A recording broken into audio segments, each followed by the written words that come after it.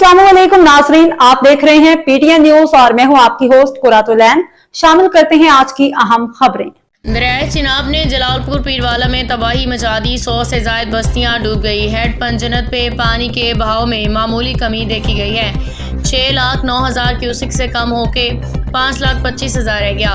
लियाकतपुर नूरवाला के मुकाम पे सैलाब में फंसे अफराद को लेकर आने वाली कश्ती डूब गई, जिसमें सवार 2 खवातीन समेत 3 अफराद जाम बहक हो गए हैं। तमाम 14 अफराद को बाहिफाजत निकाल लिया गया।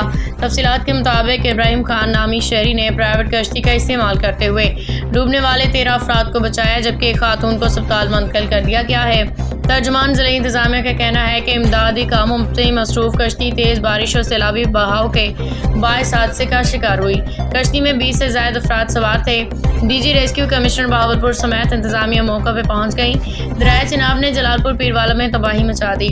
100 से ज्यादा बस्तियां डूब गई। दरियाए चिनाब ने जलालपुर पीरवाला में तबाही मचा दी है। सैलाबी रेले में 100 से ज्यादा बस्तियां डूब गई। इनखला के लिए मसाजिद में ऐलानात किए गए हैं और 1000 लाइफ जैकेट्स और लाइफ रिंग पहुंचा दिए गए हैं। रेस्क्यू ऑपरेशन में हेलीकॉप्टर्स भी हिस्सा ले रही हैं। चिनाब रावी सतलुज के रेलों से दरिया सिंध में बिखरने लगा। चाचड़ा पे ऊंचे दर्जे का सैलाब है। वाव 7,14,000 क्यूसिक रिकॉर्ड किया गया है, जिसमें चंद घंटों में मजीद इजाफे का इम्कान है।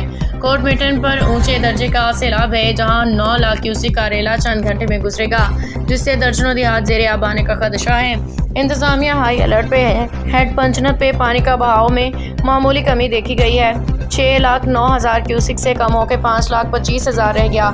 अलीपुर के दर्जनों बस्तियां पानी में डूब चुकी हैं। दरियाए चिनाब की लियाकतपुर में भी तबाही जारी है, जहां 35 देहात मुतासर हुए। न्यूज स्टूडियो से फिलवक्त के लिए इतना ही। मजीद खबरों और अपडेट से बाखबर रहने के लिए देखते रहें पीटीएन न्यूज।